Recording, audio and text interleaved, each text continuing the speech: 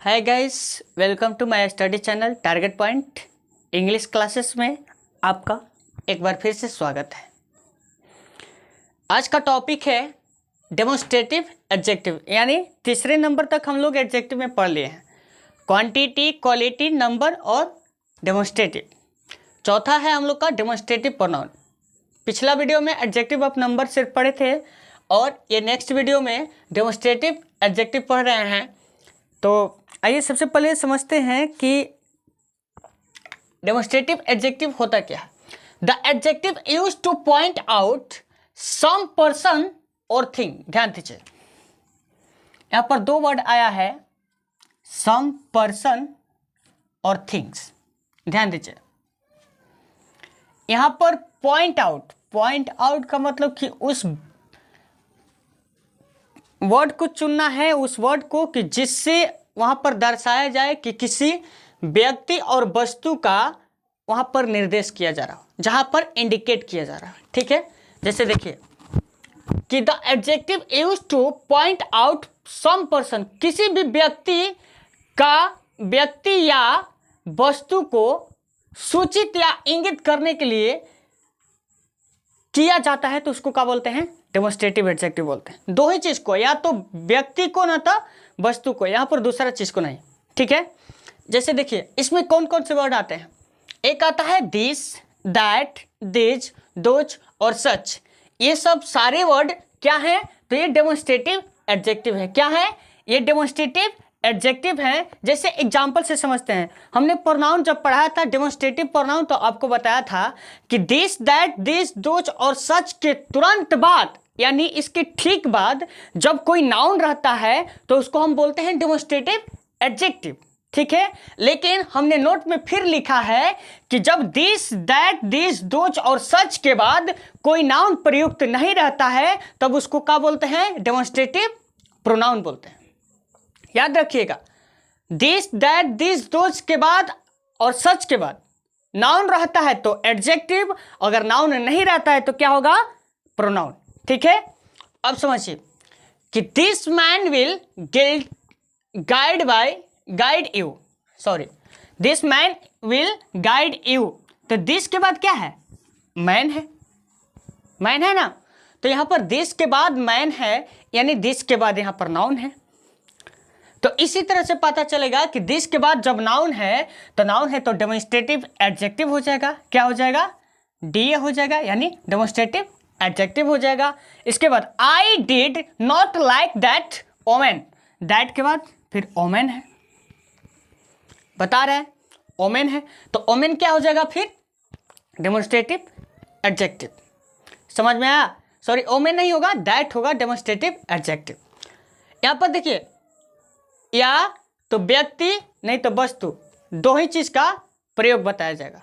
ठीक है, नेक्स्ट हमने डेमोन्स्ट्रेटिव प्रोनाउन भी पढ़ लिया कि दिस, दैट के बाद जब कोई नाउन प्रयुक्त नहीं रहता है। देखिए दिस और दैट के बाद यहां पर नाउन प्रयुक्त नहीं है। दिस इज राम या दैट इज राम, दोनों बोल सकते हैं। ठीक है, दिस और दैट के बाद अगर नाउन नहीं है तो उसको बोलेंगे डेमोन्स्ट्रेटिव प्रोनाउन। समझ में आया?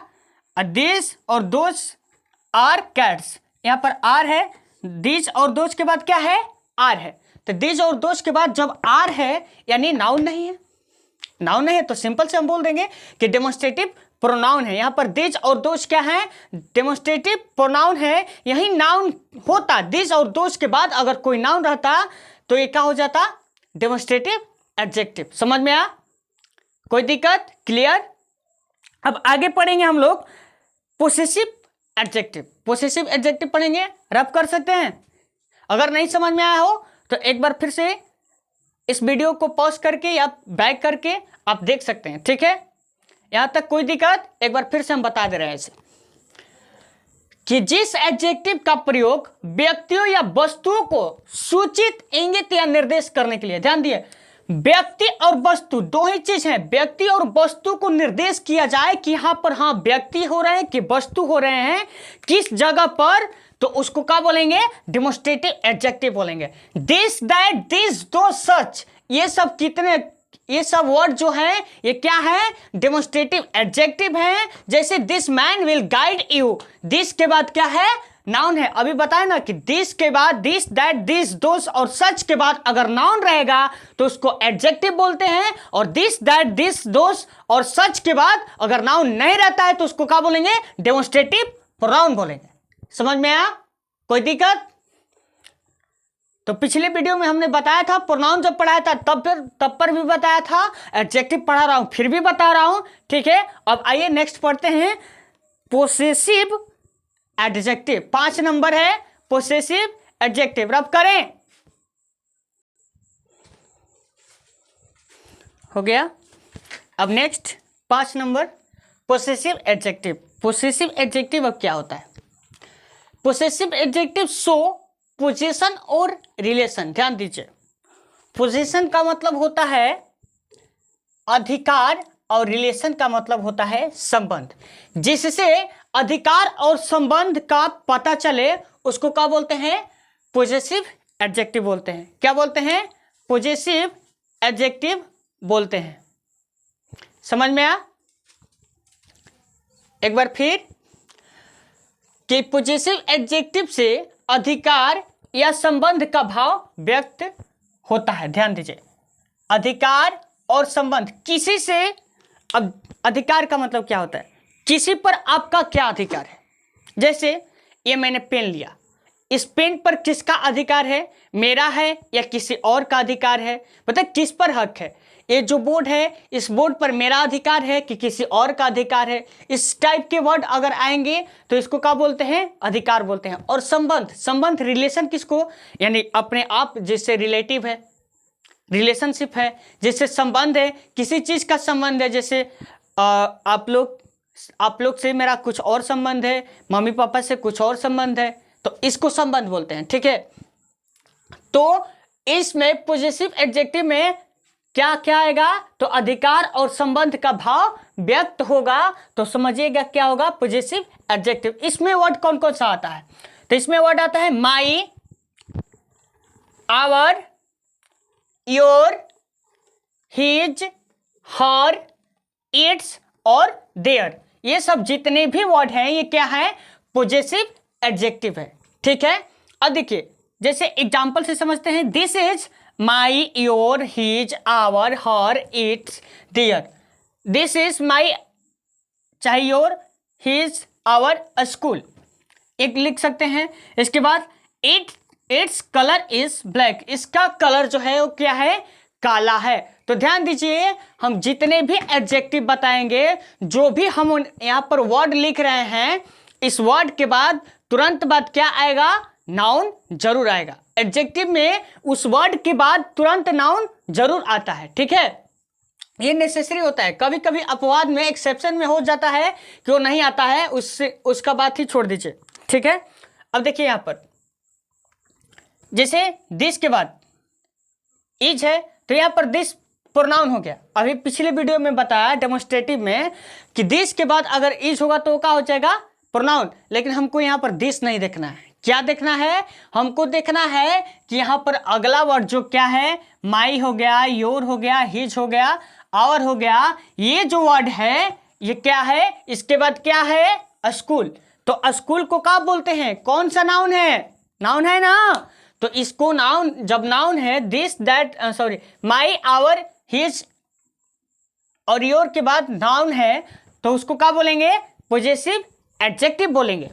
जैसे एक नोट्स है कि हिज, जो ये हिज है, यहाँ पर जो हिज है, यहाँ पर जो हिज है, हिज का प्रयोग प्रोनाउन के रूप में भी होता है। ध्यान दीजिए, हिज प्रोनाउन में भी हिज बोलेंगे और एडजेक्टिव में भी हिज बोलेंगे, क्योंकि दोनों वर्ड सेम है, ठीक है। दोनों वर्ड सेम है, लेकिन इस सेम, दोनों वर्ड सेम है। जैसे इसको पॉजिटिव प्रोनाउन में भी यूज करते हैं, पॉजिटिव एडजेक्टिव में भी यूज करते हैं, लेकिन वर्ड सेम है, तो कैसे पता चलेगा कि ये प्रोनाउन कब होगा, कब एडजेक्टिव होगा। क्वेश्चन है मेरे पास। तो हिज के बाद जब तुरंत बाद नाउन रहेगा तो उसको एडजेक्टिव बोलना है, और हिज के बाद तुरंत नाउन नहीं रहेगा तो उसको क्या बोलेंगे, प्रोनाउन बोलेंगे। जैसे देखिए for example this is his, यह उसका है, ठीक है। तो यह उसका है तो दिस इज हिज, हिज के बाद यहाँ पर तो नाउन नहीं है, यहाँ पर नाउन नहीं ना है, तो ये क्या हो जाएगा, ये प्रोनाउन हो जाएगा। क्या हो जाएगा, प्रोनाउन हो जाएगा। और देखिए दिस बुक इज हिज, अब यहाँ पर देखिए दिस के बाद क्या है, बुक है, और बुक इज हिज, यहाँ पर भी हिज है, तो यहाँ पर भी क्या हो जाएगा, ये प्रोनाउन होगा।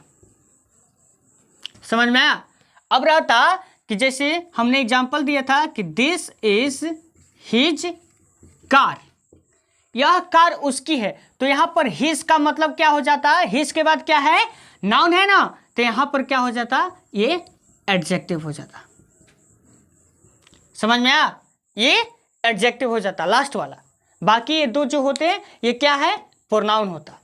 ठीक है, यहाँ पर दिस को अगर लिया जाए तो यहाँ पर दिस क्या हो जाएगा, डेमोन्स्ट्रेटिव एडजेक्टिव हो जाएगा, लेकिन यहाँ पर तो हमको हिज देखना है, हिज देखना है दोनों में ना, तो हिज के बाद तुरंत नाउन है नहीं है, तो इसलिए प्रोनाउन हो जाएगा। और हिज के बाद अगर नाउन हो जाएगा तुरंत बाद, तो इसको क्या बोलेंगे, एडजेक्टिव बोलेंगे।